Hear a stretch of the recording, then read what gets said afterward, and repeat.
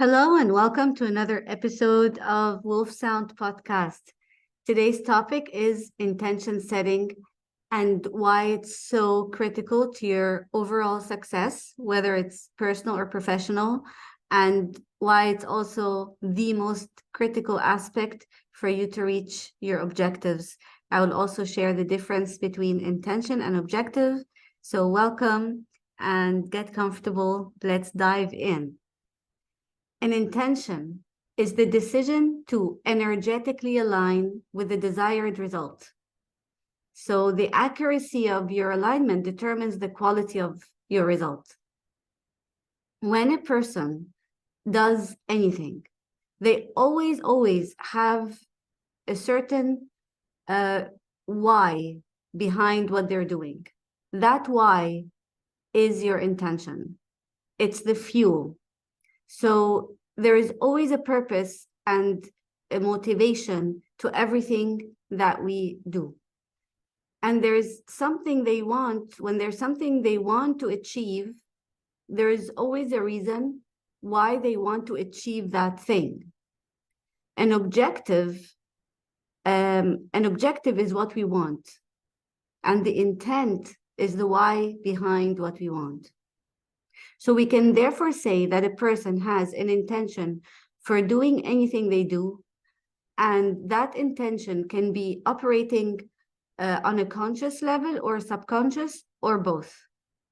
We can also have multiple intentions that are as well as mixed and opposing intentions. And I will get into that in 1 minute. So intention is the fuel that puts things in motion toward a certain destination or end result. And it's what propels the trajectory of the direction that you take. This first push is an announcement, so to speak, to the universe, to your wishes, that creates the focal point on a target. And that target is your objective, with focused energy into a specific, very specific direction. The objective itself, the objective doesn't determine the end result. We can want what we want, but that's not enough to actually have it or achieve it. Only an intention can do that. And this is why sometimes you reach an objective and another time you don't, even if it's the exact same one. And two different people can share the same objective, but if their intentions are different, the results will also be very different. Apply this to any relationship, personal or professional, and you will easily see how critical intentions are to the end result, and also determines the route you will take towards that goal. Some people take a direct route towards the intention, and others beat around the bush. Some are clear and aligned, others are manipulative and misaligned. So please note that I didn't say good or bad intentions, because it isn't about being good or bad. It's only about the alignment to the goal, be it kind or malicious. So the bottom line is there are no good or bad intentions. It's the level of internal agreement we can reach that makes it so. If it's aligned, it's great. Then if it's misaligned, then we will not reach our objective. Intention is different from your objective in the sense that an objective is about what we want. The intention may or may not be aligned with what we want. The world of intention goes beyond the notion of right and wrong, good or bad. We're in a state of intention setting all the time, and this is what makes it kind of tricky. However, we're not always conscious of it, and this is also what makes it a bit challenging. So the key is to be conscious of our intentions inside. What is fueling our actions? If you're giving the right amount of fuel, and that means the energetic state that you're in, the emotion that you're in, and it matches the goal that you want to achieve, then the end result will be great. But if you want something and yet your intention is not aligned with it, meaning that your energy and how you feel and what you think and your mindset is completely out of whack with your objective, then you will not reach your objective. An aligned intention means your mind, body, and soul are in complete agreement on a certain action or goal. You have full presence and focus. So sometimes people who like people who cause harm or murderers or manipulative people or whatever, sometimes even though the objective is quite malicious, it doesn't mean that they cannot align their intention, their intent. That's why we always ask for intent. Was it intentional or not intentional? Was it premeditated or not premeditated?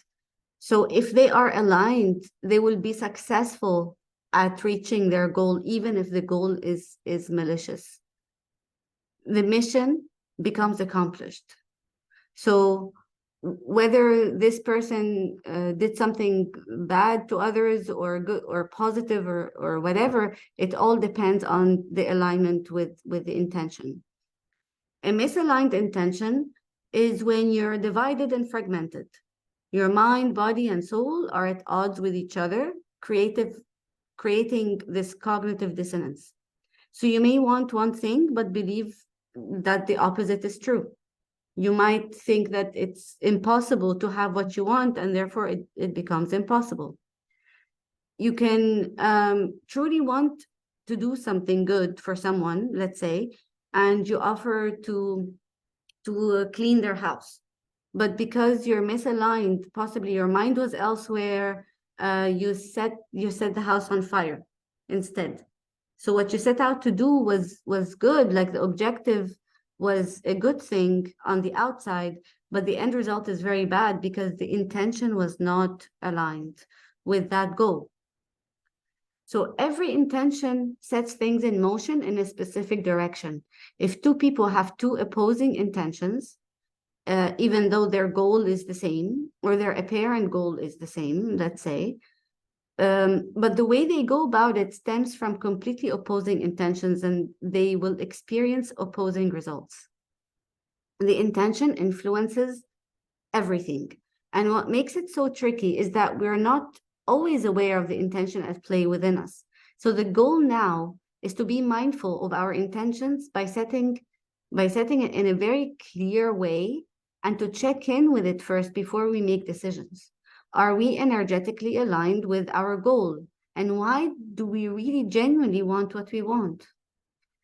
So that means if your goal is, for example, to be loved, then you need to be lovable.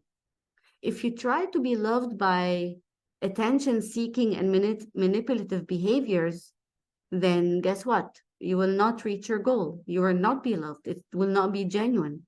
If you want to be truly loved and have a sense of belonging, but you use these other tactics, then what you will have is anything but love, because it's not authentic, it's fake. If you want wealth, then your intention needs to be set in motion. It needs to set in motion all the actions that will help you get there by generating the emotion you're looking for due to wealth. So you have to ask, why do I want wealth? And how will it make me feel? So when people say they want wealth or anything at all, it doesn't have to be wealth, it can be anything. When they in fact want something completely different, that something else is the feeling or state of being they think they can achieve when they reach a certain goal. So in this example of wealth, what we really want is freedom, for example, a sense of safety, joy, fun.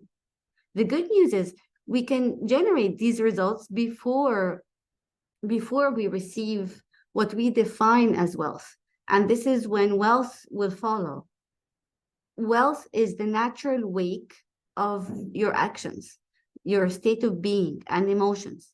It's not the other way around. So another thing we need to remember is that in the end, everything we ever think we want is because we believe that that thing will give us a sense of fulfillment. So really what we want is to be fulfilled. Now you have to decide what fulfillment is to you, and based on the meaning you give it, so will the result be. So here's an example. Let's say you believe that lots of money will give you fulfillment. And you and I know that money can help you a great deal to afford yourself a life that brings joy and peace and freedom.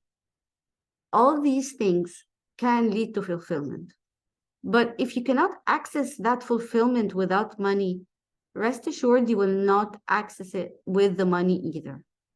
Same goes for friendships, romance, and all the wonderful things that we ever wanted. You can have the perfect partner for you and still feel unfulfilled after a little while because you cannot basically depend on anyone or anything outside of you to fulfill you. See where this is going now. So if you need to align well with what you want, you need to generate that sense of fulfillment, peace, and joy, or whatever, on your own. And I know that this is going to sound to you like a cliche and very repetitive, but we need to dive deeper so that you go beyond the cliche of it. It's actually quite scientific. The feeling that you have needs to be the intention itself, that you feel that joy, that fulfillment, that freedom from within. And everything else that you want becomes the wake. The wake is what the boat leaves behind as it moves. But the wake never goes before the boat. You see what I mean? So you have to first feel what you want to feel, what you think that objective will give you, give it to yourself, and then naturally you will be more receptive to it when it comes. And at least sometimes even it comes to you when you're not fully aligned or you're not aware that you set that intention without any blockages and it happens, you end up keeping it instead of losing it, right? So you have to create that within first. What you need now is, like I said, to generate that fulfillment on your own, no external factors. That way you're more receptive to them, and when you get to them, you're able to be fulfilled with them and not fall apart without them either. You're not going to be reliant on that external factor and become desperate and create all kinds of anxieties around it that you end up losing it, even if you wouldn't have otherwise without all these emotions. Here's a true test. Take anything you say you want. Let's say loads of money. But if you have to choose between having the money or your sense of fulfillment and peace, which would you choose? If you can be with anybody that you love, but you would never have a moment's peace in your life, what would you choose? So thankfully, these things are not mutually exclusive. You can have both, but only if you generate fulfillment and joy without relying on these external factors. Once you do, you will laugh at how simple it is and how then abundance was always at your fingertips had you only adjusted yourself within. Again, this is not easy, but it is simple. What we want is fulfillment and to feel that we need to have meaning to our lives. How we create meaning is by way of being useful and of service to the world. We want love, peace, freedom, and inspiration. We want joy and excitement. So try to figure out how to generate these and heal the parts that are blocking these states of being. When you manage to feel good, you will be able to find and attract the good from the outside, because you can meet the right person, for example, and for a wonderful relationship. But if you feel down and depressed or angry, you will repel the person or taint the experience. It's up to you to be ready and to embody the emotions and energies of the things you want, to find out to find it out there in your experience.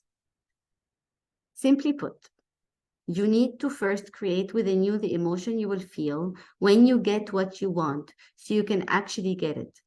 Choose joy now, fun, simplicity, calm, then take inspired actions towards your goals. But if your intention is misaligned and you feel anxiety, fear, and anger, you will take negative actions. And even if you do achieve your surface goal, you will never reach the emotion or state you were after in the first place. Acquiring wealth by intending to serve and take care of yourself and your loved ones and invest in the right things to completely it's completely different than doing so by a sense of entitlement, greed, revenge. All these lead to manipulation and violence. We want fulfillment and peace of mind, not more stress and self-destructive behaviors. Now that we know how to master ourselves and intentions to a degree, we need to look into how to align our intentions with other people in our lives. And here's where it gets funny and complex.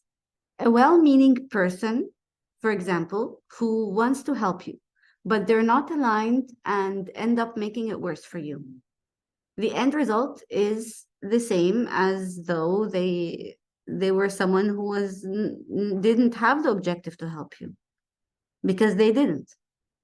They say they had good intentions, even though they may have had only a good objective, but their intentions were all over the place.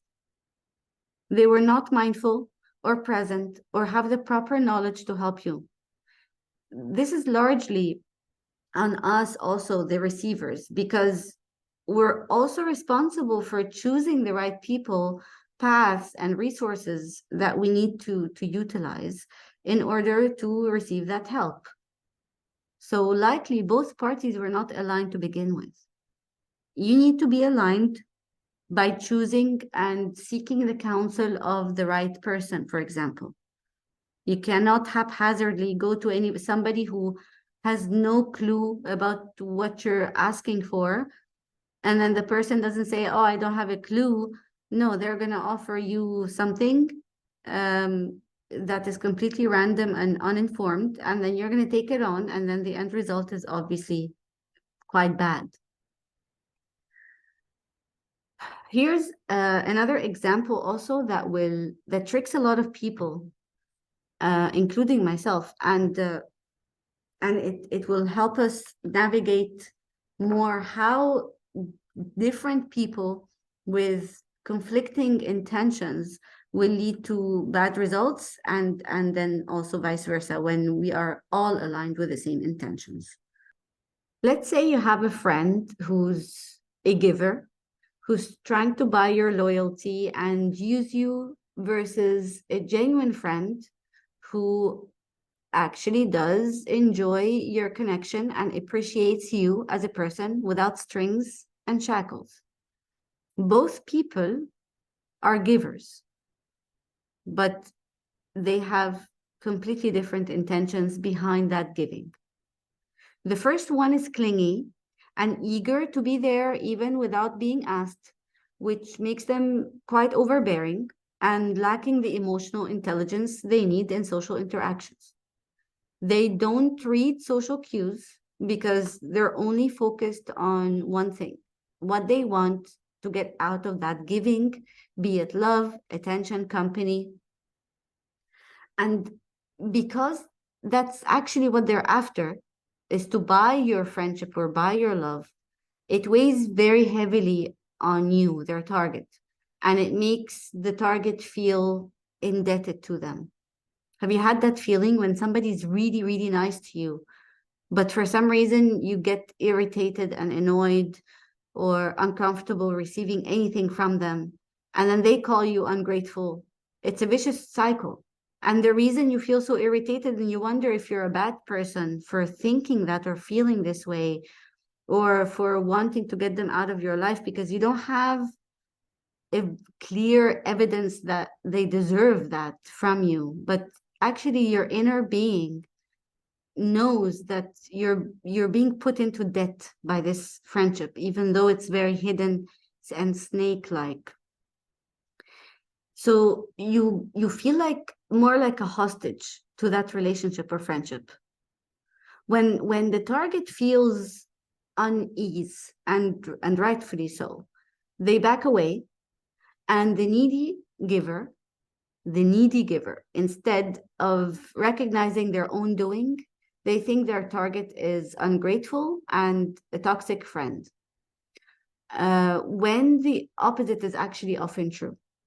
The overgiver with maligned intent, that is toxic behavior. I'm not going to call the person themselves toxic, because not everybody who does that is conscious of it, but the behavior is very toxic. And it makes it even more so when they cause their targets to question themselves if they are a good person, and that's really an awful place to be. So we have to also be conscious of, there is a good reason why sometimes we want to stay away from someone even when the person is very nice and everybody else calls you crazy. There's usually a very solid reason for that. The receiver senses this tremendous pressure and obligation toward that overgiver, and they just realize that the friendship became a liability all of a sudden. Like there is lots of obligation. Let's say you have a very well-aligned, well-adjusted friend who genuinely cares and enjoys your natural bond. The feeling is completely different. That even when they do give you support, even if they give you even more than like that overgiver, it feels airy, it feels free, authentic, light, it's natural. It's a very healthy exchange, and it's free from any expectations, shackles, or neediness. That's how you know that you feel this sense of freedom around them. You don't feel broken, or that you're obligated to reciprocate, or you don't have to reciprocate in the same manner, but you don't owe them time, you don't owe them the friendship just because they helped you, for example. The same exact giving and the same amount of support, yet opposite results. The differential here is their intention that creates a certain energy that fuels the actions and propels everything into a direction with the destination that follows the end of that path. So one person will create an amazing connection with somebody, whether it's personal or professional or whatever, and the other will completely make people run away because of that misaligned intention. As we've seen now, how intention can make it so that the same action can lead to drastically different results. The reason why you're doing what you're doing, and that intention, the fuel, it determines the course of action that you take, and how you take that action. And through that action, naturally, you're going to reach a very different result. So what happens when we are divided by two or more intentions that are not complementary to each other within us? Like there's no other people involved, it's just you.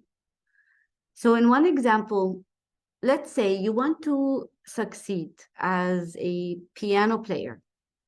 Music now is the way you purge your emotions of pain, anger, disappointment, and also joy and love.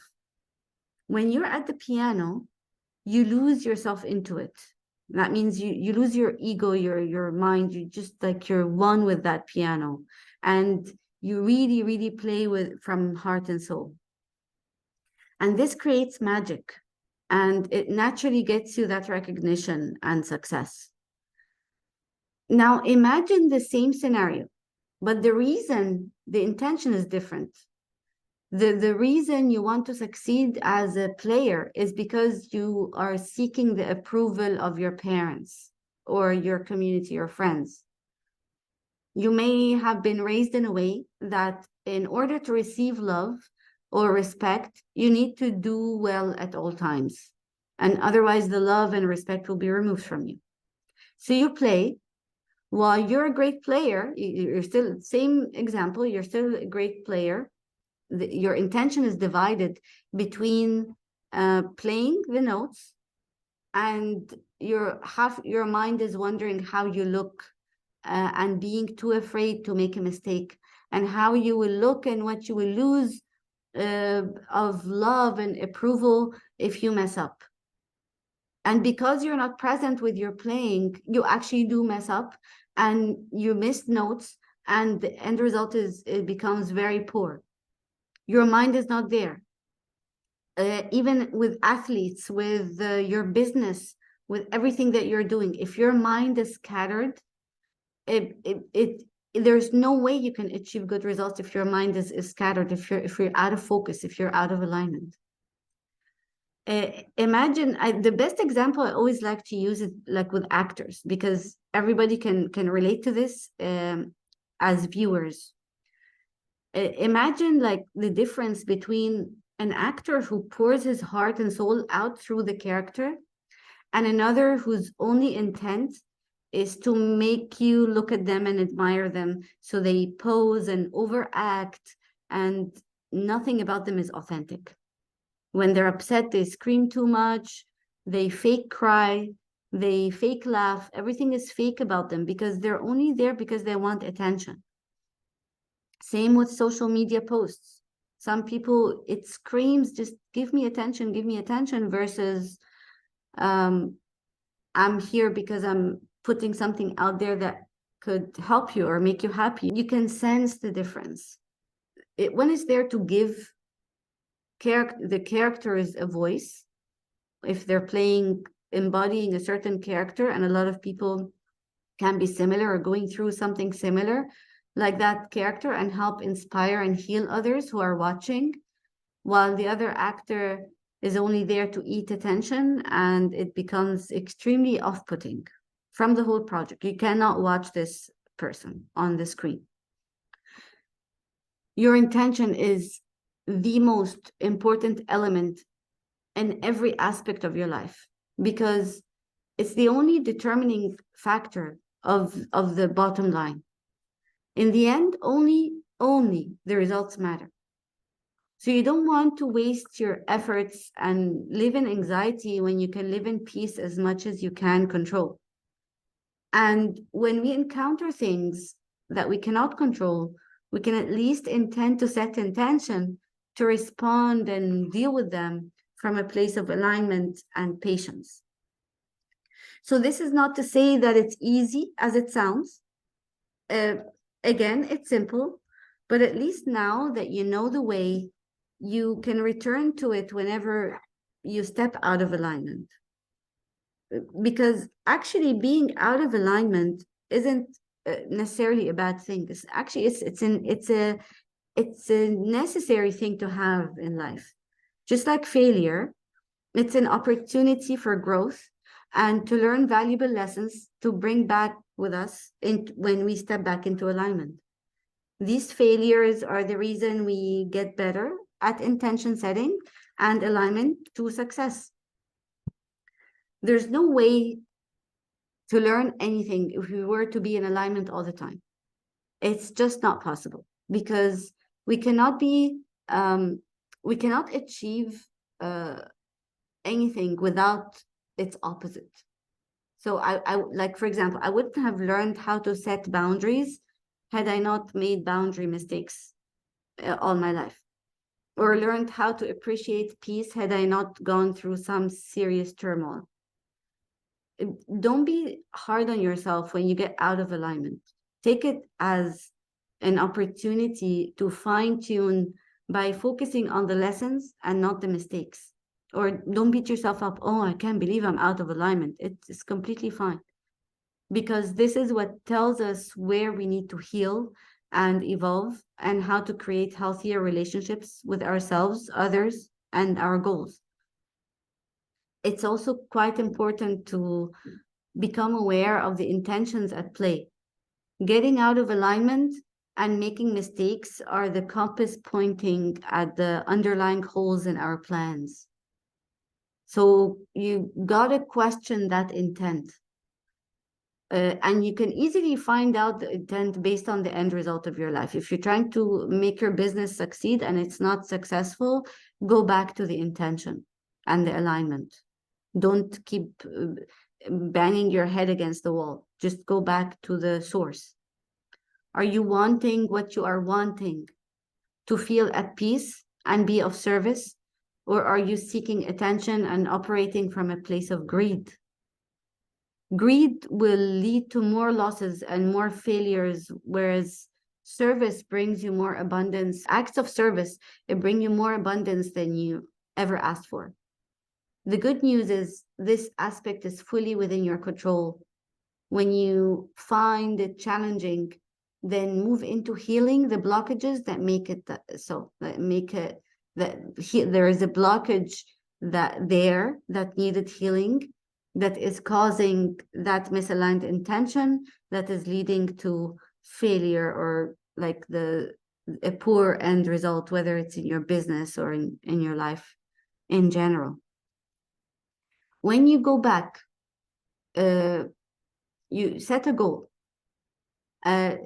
Set any goal and ask, how will I feel when I achieve this goal? And what false beliefs do I have inside that are opposite to achieving that goal? And then make sure your intention is pure and aligned with that emotion that you think you will feel once you achieve your goal. If the emotion, let's say, is joy, then begin with joy. So you become more receptive to the things you ask for and not the things that come out of fear, anxiety, or trauma. You cannot keep saying, oh, I want to be in a relationship because I don't want to be alone. Well, you're going to be alone then, even if you find the relationship. Find the relationship for the right reason. To share something beautiful. And to share something beautiful, you need to be in the right state of mind and state of being in order to do that and to attract that. So attracting things is not about the law of attraction by just sitting around and saying affirmations. It's a deep inner work that needs to be done, lots of healing. And that's not to say that even if you're still on your way, and we're all on our way, and we will continue to do this until the end of time. But at least if we have the intention that we want to heal, we expect the best of ourselves and to be really well aligned, we can still meet the right person and do this together if we both have that intention, is to grow together rather than looking to each other to fix something they cannot fix, right? So this is how you can become conscious in your actions, and instead of being clumsy or anxious or fearful or malicious and greedy and manipulative and all this noise, you end up taking inspired actions that actually do bring you good results.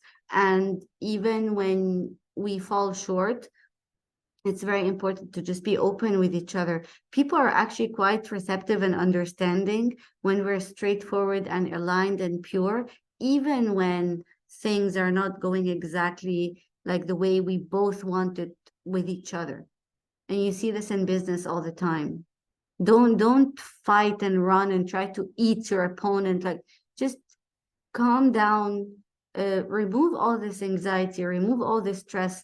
Sleep better at night. Don't look over your shoulder. Don't get drunk to try to numb the behaviors that are coming out of you, or avoiding someone. Align yourself, and when you're aligned and open, you can actually create incredible relationships and invite a lot more understanding while you're still on your way to getting better. So I'm very happy that you reached this far in this episode. In the next one, I will share a few things that help you align better with your goals and blockages to remove from your inner world and to be able to elevate your outer experience. So thank you for working on yourself and your growth. Thank you for doing this with me, as I'm trying my best to also still a work in progress. Talking to you about all of this inspires me to walk this path with you and to check in with my own intentions. And I'm very grateful to connect with people that are also working on their growth, because this is just the thing that the world needs. It's your best and highest self. So until next time, with love, thank you, and go get those goals by setting amazing intentions. Thank you.